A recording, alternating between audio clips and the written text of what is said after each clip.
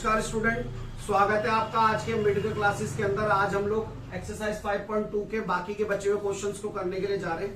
Question number 10 आपका जो है उसको मैंने यहाँ पे नोट डाउन कर दिया, पहले ही रीड करते हैं। चलिए क्या कह रहा है, the 17 term of an AP exceed it's 10 term by 7। इसका हिंदी में अगर मैं बताऊं तो क्या मतलब है कि जो 17वीं पद है, जो 17वां पद है वो 10वें पद से कितना ज्यादा है बेटा? 7 ज्यादा। एक्सीड का मतलब होता है ज्यादा। एक्सीड का मतलब होता है ज्यादा। तो सिर्फ आपको कॉमन डिफरेंस पता करके बताना है।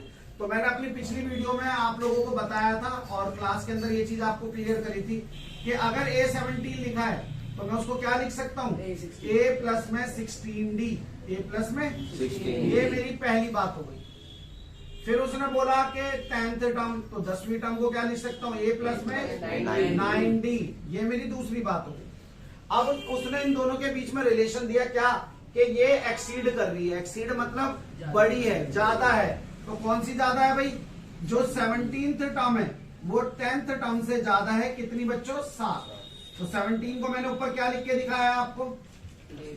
माइनस। और जैसी माइनस आता है हम गेट बंद कर देते हैं, ब्रैकेट। अब ब्रैकेट को ओपन कीजिए जरा, तो minus A minus 9D is equal to 7। A से कैंसिल आउट, 16 माइनस 9 कितना होगा बच्चों? 7D is equal to 7 and D is equal to 7/7। 7 से 7 कट गया, D आपका कितना आ गया बेटा? और यही हमसे उसने निकलवाया था कि कॉमन डिफरेंस निकाल के बताइए कितना होगा। तो कॉमन डिफरेंस कितना है बेटा? 1। अब बढ़ते हैं हम अगले क्वेश्चन की तरफ। Question number 11। देखो, जिन बच्चों ने पिछली वाली वीडियो या पिछली वाली क्लास अच्छे से देखी है, ली है, उनको ये क्वेश्चन समझ में आएगा। वरना ये वाली चीज तो मैंने वही एक्सप्लेन करी थी, वहीं से पता पड़ेगी कि कैसे हुआ है। आप एक बार उसको दोबारा देखो, फिर आगे इसको देखना तो आपको समझ में आएगा। अब इसको देखो, which term of an AP. क्या है एपी? जरा देखते हैं सॉल्यूशन में। एपी बोला 3, 15, 27, 39 will be more than it's 54 term. फिर दोबारा इसी वाले कॉन्सेप्ट पे बात जा रही है। कह रहा है कौन सी टर्म है 54 जो 54 टर्म से कितनी ज्यादा होगी बेटा? 132। क्वेश्चन को जरा दोबारा रीड कीजिए।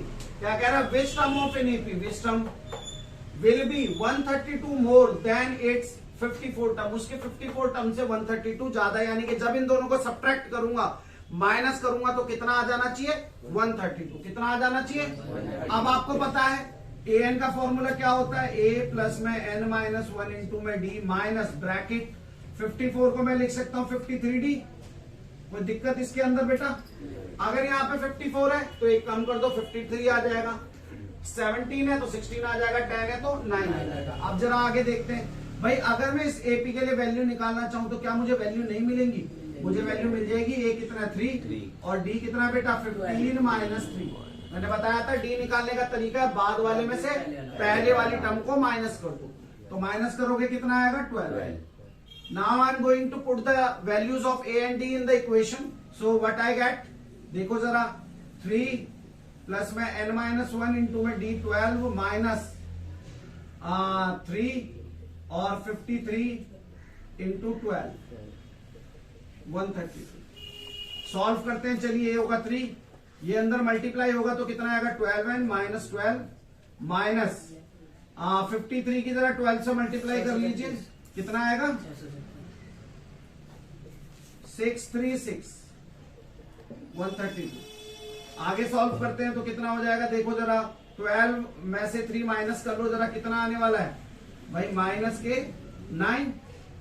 और ये कितना होने वाला है बच्चों? 639 132। माइनस माइनस क्या होता है? तो 639 और 9 को जोड़ो, 9 9 8 18 4 6 4 8। तो ये कितना आएगा? 12n minus 6 4 8 is equal to 132। उधर लेकर जाएंगे बेटा, 12n is equal to 132 plus 6 4 8। तो 10 4 और 4 8 और ये कितना हो जाएगा बच्चों? 6 7 और 8। आगे सॉल्व करते हैं जरा इसको। ये मल्टीप्लाई ठीक हुआ है? 12 एंड 12 ठीक है, प्लस माइनस माइनस चलो चेक कर लेते हैं। n बराबर क्या आ जाएगा 880 अपॉन में 12, जरा कैंसिल आउट करते हैं 12 से, तो 12 7 12 इसको ऐड करेंगे बच्चों कितना आने वाला है 780, 780 के नीचे 12 जाएगा, 12 से कैंसिल आउट होगा तो n is equal to 65। That means आपका जो 65 टर्म होगी वो 54 टर्म से कितनी ज्यादा होने वाली है 132 ज्यादा होने वाली है। इसी के साथ ये दोनों क्वेश्चन हो चुके हैं। First of all note it down, फिर आगे मूव करेंगे। नोट इट डाउन स्टूडेंट, अगले क्वेश्चन की तरफ मूव ऑन करते हैं। Question number 13। क्वेश्चन नंबर 13 क्या कह रहा है, how many 3 digit numbers are divisible by 7। इसी के साथ मैंने एक और क्वेश्चन लिखा, how many multiple of 4 lie between 10 and 250। चाहे वो आपसे मल्टीपल वर्ड यूज कर ले या डिविजिबल वर्ड यूज कर ले, बात तो एक ही है। अगर मैं आपसे बोलता हूं कि भाई 4 का मल्टीपल 12 है, तो बेटा 4 से डिवाइड भी तो 12 भी होगा, यानी कि जो नंबर मल्टीपल होता है वही नंबर क्या होता है डिविजिबल भी होता है, वही नंबर क्या होता है डिविजिबल भी होता है। चाहे आपसे मल्टीपल बोल दे चाहे आपसे डिविजिबल बोल ले, बात एक ही होती है, कोई ज्यादा फर्क नहीं पड़ता। ठीक है, आगे की लैंग्वेज को समझने की कोशिश करते हैं। उसने बोला है कि आप 3 डिजिट नंबर, मुझे एक बात बताओ 3 डिजिट नंबर शुरू कहां से होते हैं 100 से, कहां से शुरू होते हैं 100 से, और कहां तक जाते हैं 999। मुझे इन इतने सारे नंबरों में ये सर्च आउट करना है कि ऐसे कितने नंबर है जो 7 से क्या हो जाएंगे डिवाइड हो जाएंगे, डिविजिबल होंगे, कितने नंबर। तो सबसे पहले एक बात देखो, मैं 100 से शुरू करता हूं डिवाइड करता हुआ, अगर मैं इसको काटूंगा तो 7 1 7 कितना बचा 3। अब यहाँ कुछ ऐसा नंबर होना चाहिए बेटा कि यहाँ पर जो नंबर आए वो इससे डिविजिबल हो जाए। तो अगर मैं 1 उतारता हूं तो नहीं आता है, यानी कि 101 2 लेता हूं तो भी नहीं, 3 नहीं 4 नहीं, कितने पे आएगा 5। यानी कि 100 के बाद 105 वो पहला नंबर होगा जो 7 से क्या हो जाएगा डिवाइड हो जाएगा। तो क्या हो गया 105। उसके आगे के नंबर आपको आज चेक करने की जरूरत नहीं है, क्योंकि आप कभी देखो अगर मैं 7 का पहाड़ा लिखूं, जरा ये देखना, इस बात को समझने की कोशिश करना। 7 का पहाड़ा लिखूं 7 14, अब जरा देखना इनमें कितने का डिफरेंस चल रहा है 7। यानी कि अगर मैं 7 का डिविजिबल बोल रहा हूँ या मल्टीपल बोल रहा हूँ, तो पहला नंबर अगर ये है तो अगला नंबर कैसे पता चलेगा 7 ऐड कर दो, 7 क्या कर दो ऐड करो, 7 ऐड करोगे तो 7 5 112 अगला नंबर आ जाएगा। अब आगे बढ़ेंगे, ज्यादा नंबर पता नहीं करने, वैसे तो 119 लिख सकते हो, मगर मैं बताऊंगा मैंने 2 ही क्यों पता करें। अब आ जाओ लास्ट में,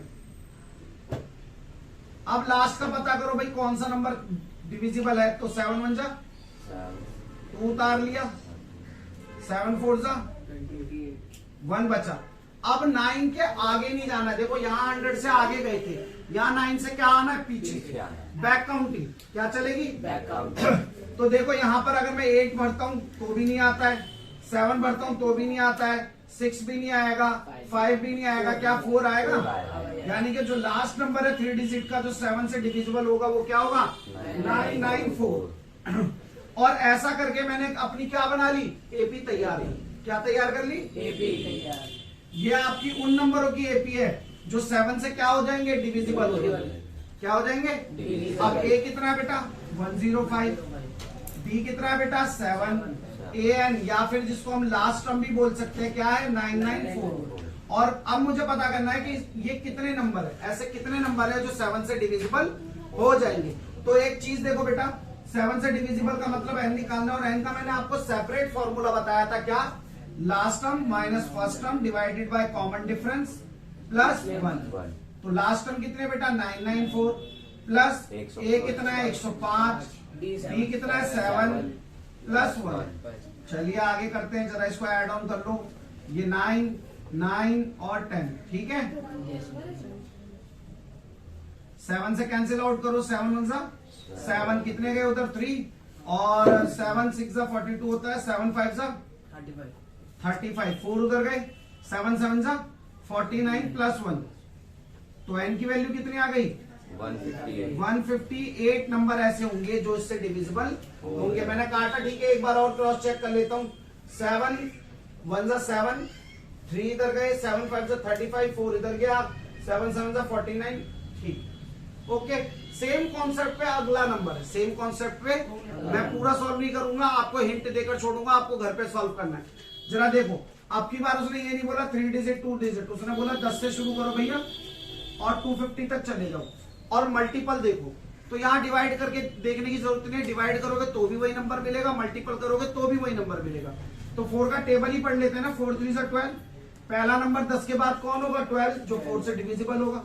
फिर क्या होगा? 4 4 जा 16, और हमें लास्ट का नंबर पता करना पड़ेगा। क्या पता करना पड़ेगा? तो 4 6 जा 24। अच्छा एक चीज देखो, अगर मैं इससे पीछे जाता हूं तो क्या आएगा? 49 नहीं आएगा, बैक जाना है ना। तो मेरे को ये तो पता ही है 250 कटेगा नहीं, मैं 240 पे 249 पे ट्राई करता हूँ तो ये तो कट गया। अब यहाँ ऐसा नंबर आना चाहिए जो इससे कट जाए। तो क्या मैं यहाँ 8 लिख सकता हूँ? बोलो 4 2 से 8, यानी कि लास्ट जो नंबर होगा वो 248 होगा जो कैंसिल आउट होगा। एपी हमारी बन चुकी है। किन नंबर होगी? Multiple of 4, multiple of 4। तो ए कितना होगा बेटा? 12। डी कितना होगा बेटा? 4। और ए एन या लास्ट टर्म जिसको आप बोल सकते हो 248, और एन आपको निकालना है। फॉर्मूला आपके सामने लिखा हुआ है, सेम कॉन्सेप्ट पे सवाल है। इसको दोनों इसको घर पे करिएगा आप, आगे डू इट एट होम, घर पे कीजिएगा खुद से, और अभी इसको नोट इट डाउन कीजिए। फिर नोट करने के बाद नेक्स्ट क्वेश्चन पे मूव करेंगे। Note it down please. चलिए स्टूडेंट, फॉर्मूले में वैल्यू पुट करते हैं। 994 minus 105 divided by D plus 1। जरा सब्ट्रैक्ट कर लीजिए। 994 में से 105 माइनस होगा तो 14 में से 9 जाएंगे 5 जाएंगे तो 9, यहाँ 8 और यहाँ पर 8। N is equal to 889 divided by 7 plus 1। Cancel out कीजिए जरा। 7 1 जा 7, 1 इधर गया, कितना हो गया? 18, 7 2 जा 14, और फिर किधर गए? 4 गए, 7 प्लस 1, तो एन बराबर कितना आ गया बेटा? 128। तो कितने नंबर होंगे जो डिविजिबल होंगे? 128 होंगे। अब इस पर मूव ऑन करते बेटा। अगले क्वेश्चन के अंदर उसने बोला 4 के मल्टीपल। क्या बोला है?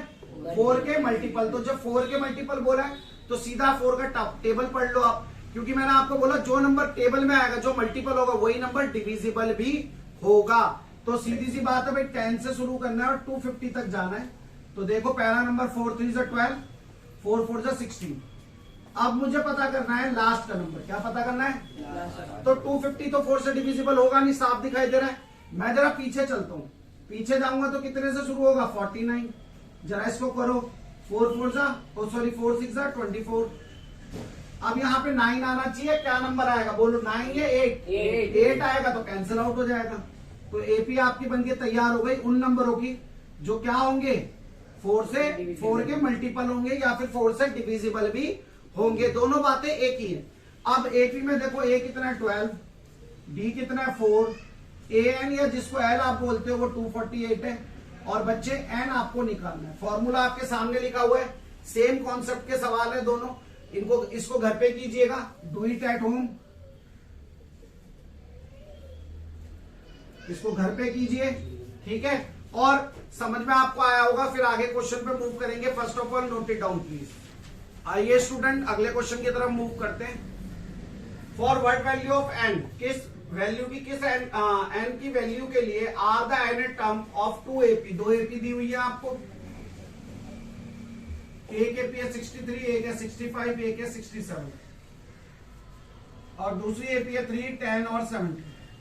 कह रहे हैं इन दोनों एपीओ के एन की कौन सी वैल्यू के लिए जो वैल्यू है पद की, टर्म की, वो बराबर होगी। तो देखो बेटा, यहां पर ए 63 है और डी कितना बच्चों? 65 माइनस 63 कितना आएगा? 2। ऐसे ही यहाँ एन कितना बेटा? 3, और डी कितना बेटा? 10 माइनस 3 यानी कि 7। एन और ए के बीच में रिलेशन दिया, उसने बोला एन भी बराबर होगा और ए एन भी बराबर होगा, क्योंकि उसने बोला are the n term for what value of n are the n term this and this are equal. तो चलो देखते हैं, a n is equal to a n, वो बोल रहा है, कह रहा है वैल्यू बराबर आनी चाहिए उन टर्म्स की। क्या बराबर आनी चाहिए? दैट मीन्स ए एन जो है वो ए एन के बराबर होना चाहिए, और एन तो हमें एन ही रखना है क्योंकि एन की वैल्यू हमें निकालनी है। तो चलिए जरा इसमें रखते हैं, ए प्लस में एन माइनस 1 इंटू में डी बराबर होगा ए प्लस में एन माइनस 1 इंटू में डी। ए की वैल्यू कितनी है बेटा? 63 प्लस एन मुझे निकालना है -1, डी कितना है बेटा? 2। ए कितना बेटा 3, जरा करो इसको solve. 63 plus 2n minus 2 is equal to 3 plus 7n minus 7। ठीक है, 2 और 63 में से 2 जाएगा, कितना बचने वाला? 61 प्लस 2n, 7 में से 3 जाएगा, कितना बेटा? माइनस 4। एक साइड कर लो, ये माइनस का इधर आएगा प्लस का 4 और ये उधर जाएगा माइनस का। कितना हो गया बेटा? 65। 5n काटोगे तो कितने पे कट जाएगा? 5 1 5 5 3 15। n is equal to 13। तो दोबारा क्वेश्चन को मैं एक बार समझा देता हूं। यहां पर बच्चों को दिक्कत आएगी, कह रहा है n की किस वैल्यू के लिए? n की वैल्यू निकालनी है। आर द nth टर्म, यानी कि उसकी nth टर्म, इसकी भी nth टर्म और इसकी भी nth टर्म आर इक्वल, बराबर होंगी। तो इसीलिए मैंने उनको क्या रखा? बराबर रखा। और उसके बाद दोनों के लिए फॉर्मूला लगाया, दोनों की वैल्यूज को उनके फॉर्मूले में पुट करा, आंसर ऑटोमेटिकली खुद ब खुद आ गया। अगले क्वेश्चन का मैं हिंट दूंगा, करके नहीं दिखाऊंगा आपको, क्योंकि वो पीछे क्वेश्चन मैंने कराया उसी की तरह क्वेश्चन है। क्या कह रहा है? Determine the AP whose third term is 16। Whose, यहां मैंने कुछ गलत उतारा बेटा, जरा दिखाना। 16 है, TH।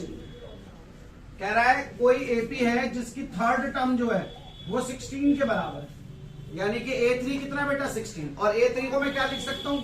A प्लस में 2D लिख सकता हूं। बोलो जी, बोलो भाई। तीसरा टर्म उसने बोला है तो उसको A प्लस 2D लिख सकता हूं। ये मेरा पहली इक्वेशन बन गई। क्या बन गई? ये बात समझ में आई जो मैंने यहां करी है। अगले में देखो, 7th term exceed the 5th term, यानी कि 7 टर्म में से एक्सीड मैंने बताया था माइनस होता है, 5th टर्म माइनस करो तो कितना आ जाता है? 12 आ जाता है। क्या आ जाता है? 12। कोई दिक्कत इसके अंदर? अब आगे देखो, अगर मैं इसको लिखूं तो क्या लिखूंगा? A प्लस में 6D माइनस इसको क्या लिखूंगा? A प्लस में 4D। इतनी बात तो सभी को समझ में आ गई होगी अब तक। इतने क्वेश्चन मैंने कराए हैं अब तक, ये चीज तो क्लियर हो जानी चाहिए आप लोगों को। चलिए, A प्लस में 6D minus A minus 4D is equal to 12। A से बच्चों कैंसिल आउट हो गया। 6 में से 4 सब्ट्रैक्ट करो, 2D इज इक्वल टू 12 और कैंसिल आउट करोगे तो D बराबर 6, यानी कि D की वैल्यू 6 आ चुकी है। अब अगर मुझे A निकालना है तो मैं यहां पे पुट कर दूंगा, तो पुट